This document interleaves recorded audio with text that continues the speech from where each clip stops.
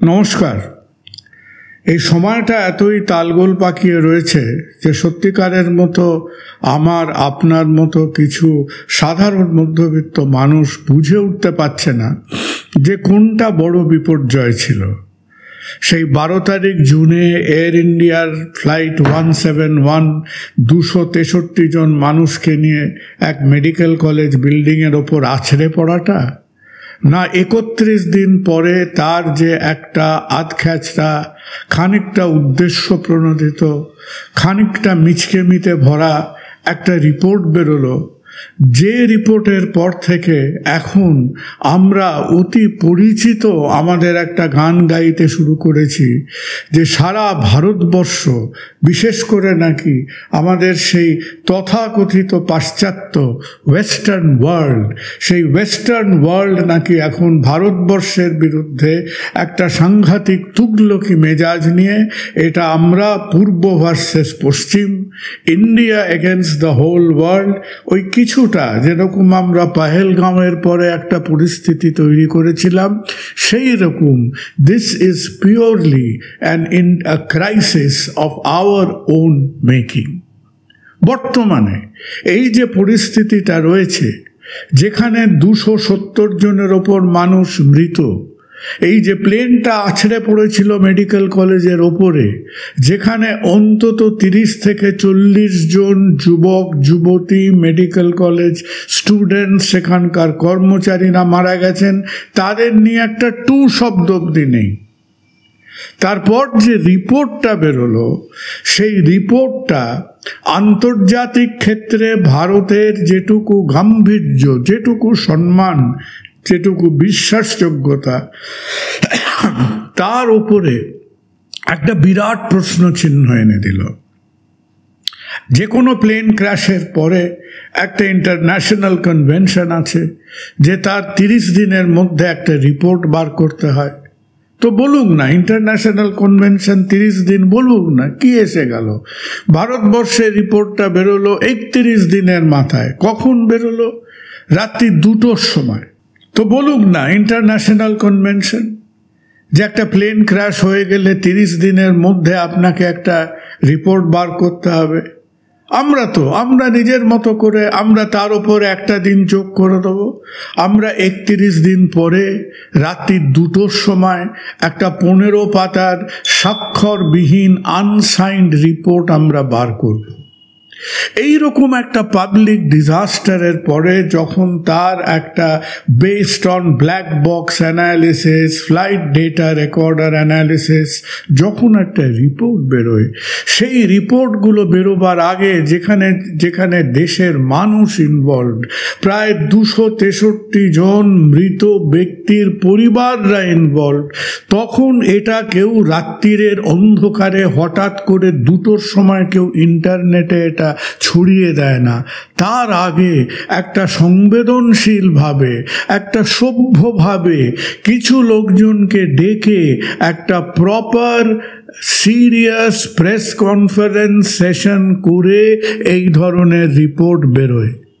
এখন আমরা এই কিছুটা এখন ওই রামায়ণ মহাভারতের যুগে এসে পড়েছি নিজেরা। এখন আমরা তো আর প্রেস কনফারেন্স করি না, আমরা দৈববাণীর ওপর নির্ভর করি।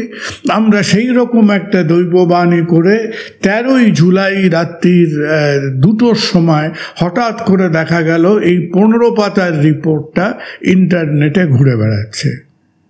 এবার এই রিপোর্টটা করার আগে আমরা কিছুদিন আগে একটা ঘ্যানঘ্যানানি শুনছিলাম, কি না 2টো ব্ল্যাক বক্স, সমস্ত প্লেনেই 2টো ব্ল্যাক বক্স থাকে, তার মধ্যে একটা ব্ল্যাক বক্স নাকি খানিকটা ড্যামেজড হতেই পারে। একটা প্লেন যেটা প্রায় 450 ফুট ওপর থেকে টেক অফ না করতে পেরে মুখ থুবড়ে আঁচড়ে পড়লো, 250 জন মানুষ ওর ওপর মানুষ সেই ইম্প্যাক্টে মরে গেল। সেখানে কিছুমাত্র কোনো জিনিসের ড্যামেজ হবে না সেটা তো হতে পারে না। আর যে ব্ল্যাক বক্সগুলো তৈরি হয়েছে 30,000 পাউন্ডস অফ প্রেশার সহ্য করার জন্যে, তার গায়ে 2টো আঁচড় লাগাটা হয়তো খুব একটা ড্যামেজিং নয়। সব থেকে আপনি ছেলে মানুষগুলো দেখুন, আমাদের এই ভদ্রলোকের নাম কি? মিস্টার নাইডু, যিনি আমাদের সিভিল এভিয়েশন মিনিস্টার। তিনি পার্লামেন্টে দাঁড়িয়ে একটা 140 কোটি দেশের লোক, যার নাকি এখন পৃথিবীর সবথেকে ফাস্টেস্ট গ্রোয়িং এভিয়েশন সেক্টর, সেই দেশের এভিয়েশন মিনিস্টার হয়ে এই ভদ্রলোক গর্ব করে বলছেন যে আমরা এই ব্ল্যাক বক্সটা আমাদের দেশে অ্যানালাইজ করেছি। আপনি কি আশা করেন যে দেশটা পৃথিবীর নাকি ইউএসের পরে the second cyber capital of the world, যে দেশে 1000টার ওপরে ডোমেস্টিক প্লেন আছে, সেই দেশ একটা ব্ল্যাক বক্স অ্যানালাইজ করতে পারছে? যে দেশ আজকে কত জানি কম বেশি 100 কোটি টাকা খরচা করে একটা ব্ল্যাক বক্স অ্যানালিটিক্যাল সেন্টার তৈরি করেছিল এখন থেকে 6-7 বছর আগে, এটা কি জাহির করে বলার মতো একটা জিনিস? এই যে অর্বাচীনতাগুলো, যে একটা পার্লামেন্টে দাঁড়িয়ে একটা দেশের সিভিল এভিয়েশন মিনিস্টার সে নিজের জাহির করে বলছে আমরা আমাদের দেশে ব্ল্যাক বক্সটা অ্যানালাইজ করেছি, সেটা তো গেল এক প্রশ্ন। কারা এই রিপোর্টটা পাবলিশ করলো? এই রিপোর্টটা পাবলিশ করলো আমাদের AAIB। এবার AAIB যাদের নিয়ে, তারপরে দেখুন যে কোথায় কোথায় ধোঁয়াশা আছে। প্রথমে বলা হলো যে এটাকে নাকি 4 জনের একখানা প্যানেল ছিল। এই 4 জনের প্যানেলের অধিকাংশ লোক হচ্ছে যারা টেকনিক্যাল লোক, কেউ টেকনিক্যাল লোক ছিলেন, মোস্ট অফ দেম ওই DGCA এর আশেপাশ থেকে যারা সিভিল এভিয়েশন নাকি ভারতবর্ষে চালান, রেগুলেট করেন, তারা এর মধ্যে ইনভলভ ছিলেন। হঠাৎ করে দেখা গেল যে এর মধ্যে একজন পুলিশ অফিসার ঢুকে পড়ল। তার মানে আপনি এই রিপোর্ট পাবলিশ করার আগেই জেনে নিয়েছিলেন যে এর মধ্যে একটা ক্রিমিনাল অ্যাঙ্গেল থাকতে পারে।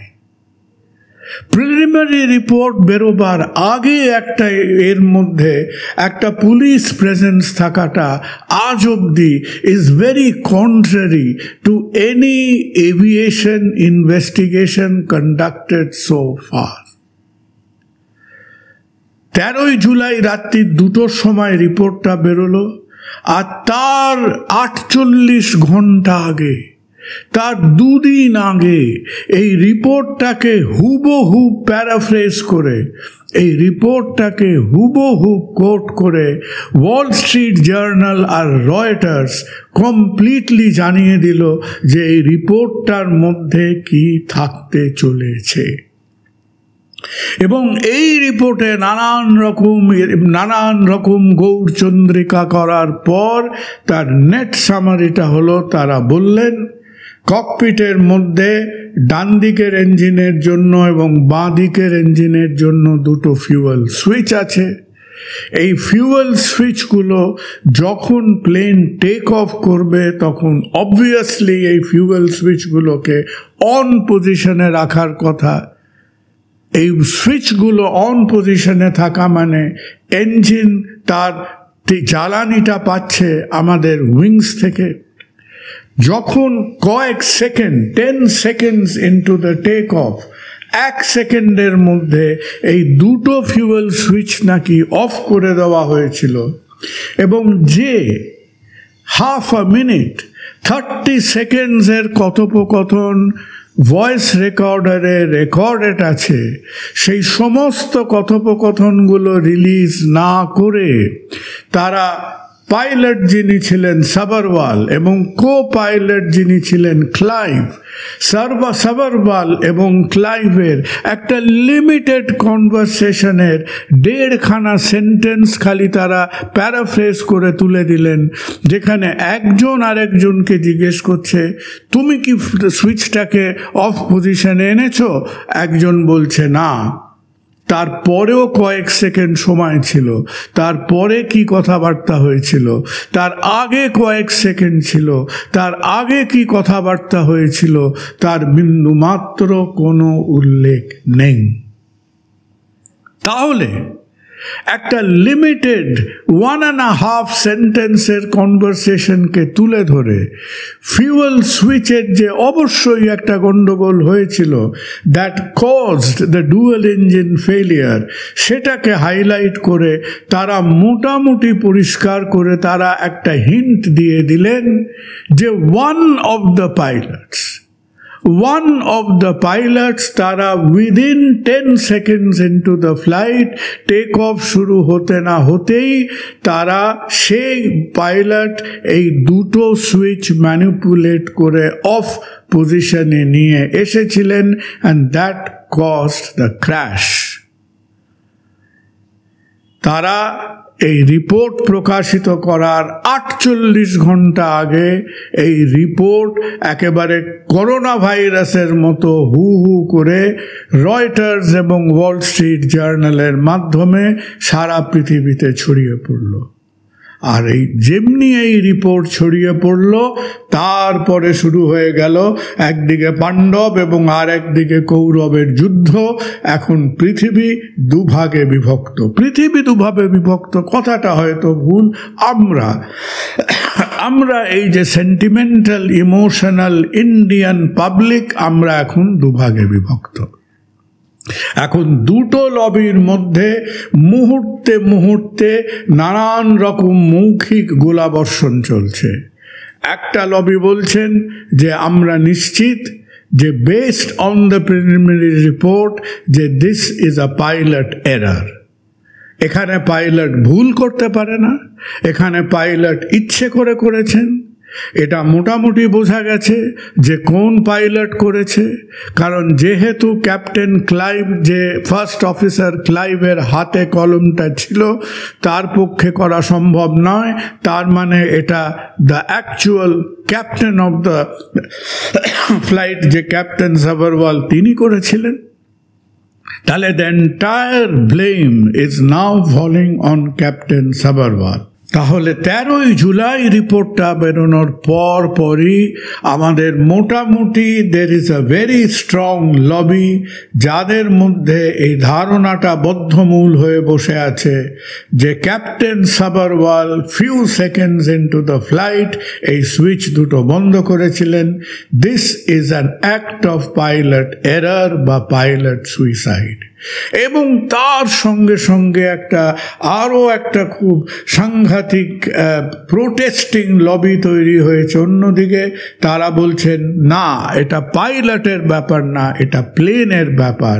এই প্লেনের মধ্যে এই যে সুইচ দুটো অফ পজিশনে এসেছিল, this is because of a signal failure. কোনো রকম সফটওয়্যার, কোনো রকম ইলেকট্রিক্যাল, কোনো রকম সিগন্যাল ফেলিয়ার নিশ্চয়ই হয়েছিল, যার জন্যে ইঞ্জিন অফ হয়ে গেছিল। ইঞ্জিন যদি অফ হয়ে যায় তখন পাইলটরা মুড়িয়া হয়ে এই ফিউয়েল সুইচগুলো অন অফ করে আবার ইঞ্জিন রিস্টার্ট করার চেষ্টা করেন। তার মানে পাইলট যে ফিউয়েল সুইচে হাত দিতে বাধ্য হয়েছিলেন, এই নিয়ে কারোর মধ্যে দ্বিধা নেই। কিন্তু প্রশ্ন হচ্ছে যে পাইলট কেন ফিউয়েল সুইচটায় হাত দিতে বাধ্য হয়েছিলেন? যারা পাইলটদের ডিফেন্ড করছেন তারা বলছেন যে primary technical defect is with the aircraft, with Boeing 787 Dreamliner. এবং ঠিক যেমন বোয়িং এর আগের যে প্লেনগুলো ছিল, বোয়িং 737, বহু বোয়িং এয়ারক্রাফটে time to time electrical failure, software failure এগুলো হয়েছে, because of which engine malfunction করেছে। ইঞ্জিন যদি ম্যালফাংশন করে within a few seconds during take off, তখন পাইলটদের হাতে অন্য কোনো উপায় নেই but to manipulate the switches. তারা মরিয়া হয়ে চেষ্টা করেছেন যদি ইঞ্জিনটাকে রিস্টার্ট করা যায়। আর এই যে একটা তুমুল বিতর্ক, তাহলে বিতর্কর এখন দুটো পার্ট। একজন বলছেন পাইলট, আর একজন বলছেন no, it is not the pilot but the plane. এবং এর মধ্যে কারো কারো কথা শুনবেন যে দুজনের বক্তব্য এর মধ্যে কিছুটা কিছুটা ইম্পর্ট্যান্ট হয়ে পড়েছে। একজন হচ্ছে মেরি সাভিও বলে একজন একজন স্পেশালিস্ট এয়ার ন্যাভিগেশন অ্যাটর্নি ইউএসএর থেকে, যিনি নাকি এই বোয়িংয়ের টেকনিক্যাল ফেলিয়ারের বহু কেস করেছেন। তিনি এখনও তার ওপিনিয়নে তিনি বদ্ধপরিকর যে this might as well be a case of technical failure. আর অন্যদিকে সবার আগে যে আরও ডিটেল কথাবার্তা হওয়ার আগে ভারতবর্ষের কিছু পাইলট, তার মধ্যে আমাদের ক্যাপ্টেন রিটায়ার্ড একজন আছেন ক্যাপ্টেন রঙ্গনাথন বলে, তিনি প্রথমেই কয়েক ঘন্টার আগে কিছুটা আনএক্সপেক্টেডলি এসে বলে দিলেন যে তিনি অ্যাবসলিউটলি শিওর এটা একটা crime committed by the pilots এবং পাইলট এরারের জন্যই এটা হয়েছে। ওই কিছুটা বলুন যে জানি না, এখন তার মতামত তিনি বলতেই পারেন। এটা কিছুটা ওই ঘরের শত্রু বিভীষণের মতো পাইলটদের যে আত্মপক্ষ সমর্থন করার ব্যাপারটা, সেটা আমাদের এই ক্যাপ্টেন রঙ্গনাথনের মতো কিছু মানুষ তাদের কেসটাকে আরো হালকা করে দিচ্ছে। এই যে ইনভেস্টিগেশন কমিটিটা হলো, যার মধ্যে আমাদের নাকি AAIBর 4 জন ছিলেন, একজন পুলিশ অফিসার ছিলেন। মনে রাখবেন, এর মধ্যে আমেরিকান এয়ার ডিজাস্টার যারা ইনভেস্টিগেট করেন NTSB, তারা এর মধ্যে ইনভলভ ছিল। বোয়িংয়ের লোকজনের মধ্যে ইনভলভ ছিল, UK এভিয়েশনের লোকজন ইনভলভ ছিল। আর এখন কানাঘুষ হয়ে যে খবরগুলো ঘুরে বেড়াচ্ছে যে না, আমরা আমাদের ইন্ডিয়ান সোর্সেস থেকে এগুলো কেউ লিক করায়নি, এই লিকগুলো করছে এই যে আমেরিকান, ব্রিটিশ, বোয়িং, অন্যান্য যারা ইনভলভ আছে, তারাই বিভিন্ন সময় এই খবরগুলো লিক করে দিচ্ছেন। আর আমরা আজকে আমরা একটা অহিনকুল ঝগড়া বাঁধিয়ে বসে আছি। এবং রোজ দেখবেন যে এখন একটা খুব প্রেফার্ড ডায়ালগ হয়ে গেছে যে ভারতবর্ষের বিরুদ্ধে সারা পৃথিবী চক্রান্ত করছে, ভারতবর্ষের পাইলটদের বিরুদ্ধে সারা পৃথিবী চক্রান্ত করছে আমাদের পাইলটদের বদনাম করার জন্যে। কথাটা ইমোশনাল না, কথাটা হচ্ছে পাইলট এরার যদি প্রথম থেকেই কেউ স্ট্যাম্প করে দেন, তাহলে এর পরবর্তীকালে যে লিটিগেশন হবে, যে কম্পেনসেশন হবে, যে কেসেসগুলো হবে, যার মধ্যে বোয়িং ইনভলভ হতে পারে, বোয়িংয়ের অন্যান্য ম্যানুফ্যাকচারাররা ইনভলভ হতে পারে, এয়ার ইন্ডিয়া ইনভলভ হওয়াটা বাধ্যতামূলক, তাহলে এদের যে দায়িত্বটা, এদের যে কালপেবিলিটিটা, এটা খানিকটা হালকা হলেও হতে পারে। তাহলে ব্যাপার স্যাপারগুলো এই প্রাথমিক দৃষ্টিতে দেখতে যতটা খালি ঝগড়াঝাটি বলে মনে হয়, এই ঝগড়াঝাটিগুলো খুব সিম্পল ঝগড়াঝাটি নয়। তবে আমাদের দেশের একজন সাধারণ মানুষ হিসেবে লজ্জা বোধ হয় যে একটা বিপর্যয় যা হবার তো হয়ে গেছে, কিন্তু এই বিপর্যয়টাকে আমরা যেভাবে ইনভেস্টিগেট করলাম, যেভাবে রিপোর্টটা বার করলাম, সেটা বোধহয় এই বিপর্যয়ের থেকেও একটা বড় বিপর্যয় হয়ে দাঁড়িয়েছে। ও আর ভালো কথা, একটা কথা তো বলতে ভুলে গেছি, যে এই যে কমিটিগুলো হলো, যার মধ্যে DGC এর লোকজন ছিলেন, পুলিশ অফিসার ছিলেন, জানেন তো এই কমিটির মধ্যে এক ধরনের মানুষরা প্রথম দিকে ছিলেন না, এবং তারা হচ্ছে কোনো একজন রিসেন্টলি সার্ভড পাইলট একটা এয়ার ডিজাস্টার ইনভেস্টিগেশন টিমের মধ্যে ছিলেন না। এই কদিন আগে হলো ক্যাপ্টেন রন্ধাবা বলে একজনকে তারা একেবারে তাড়াহুড়ো করে কমিটির মধ্যে ঢুকিয়েছেন। আপনি ভাবতে পারেন যে কোথায় আরজিকর, কোথায় CBI, কোথায় সুপ্রিম কোর্ট, আজকে যেন আমাদের চোখের সামনে দিয়ে আরেকটা প্রহসন নাটিকা আজকে অভিনীত হতে চলেছে। শেষ করার আগে একটা প্রশ্ন সবাই সামনে রেখে যাই। আচ্ছা বলুন তো, এই যে কোটি কোটি কোটি টাকার যে বিমানগুলো, আজকে যার মধ্যে ডেটা রেকর্ডার আছে, যার মধ্যে ককপিট ভয়েস রেকর্ডার আছে, যার মধ্যে ব্ল্যাক বক্স আছে, যার মধ্যে আপনি বসে একেবারে বোতাম টিপে 100টার উপরে সিনেমা দেখতে পারেন, তার ব্যবস্থা করা আছে। আমার মতো একজন সাধারণ মানুষকে একটা প্রশ্নের উত্তর দিতে পারেন যে কেন ককপিটের মধ্যে একটা ভিডিও ক্যামেরা নেই? একটা চায়ের দোকানে আজকে ভিডিও ক্লোজ সার্কিট ক্যামেরা থাকে, আপনি বাড়ির সদর দরজায় ক্লোজ সার্কিট ক্যামেরা লাগিয়ে রাখেন, প্রত্যেকটা এস্টাবলিশমেন্টের ভেতর ক্লোজ সার্কিট ক্যামেরা আজকে রাখা বাধ্যতামূলক। আপনি ভাবতে পারেন একটা হাইটেক ফোর্ট্রেস, যার মধ্যে দিয়ে আজকে কত হাজার কোটি টাকার হাই ভ্যালুড ইকুইপমেন্ট চলছে, যে ককপিট নিয়ে কখনো কখনো আমরা বলছি প্লেন ম্যাল ফাংশন করতে পারে, কেউ বলছে পাইলটগুলো আজকে পাইলট আত্মঘাতী হয়ে যেতে পারে, কেউ বলছেন পাইলটরা ভুল করতে পারেন, কেউ বলছে পাইলট ভুল করে হাত লাগাতে পারে, যে আজকে এই রকম একটা হাইটেক ইকুইপমেন্টের মধ্যে আপনি চিন্তা করতে পারেন যে কেন একটা সিম্পল সিসিটিভি আজকে একটা ককপিটে থাকে না। এই প্রশ্নটা করে গেলাম, কারো জানা থাকলে উত্তরটা দেবেন। নমস্কার।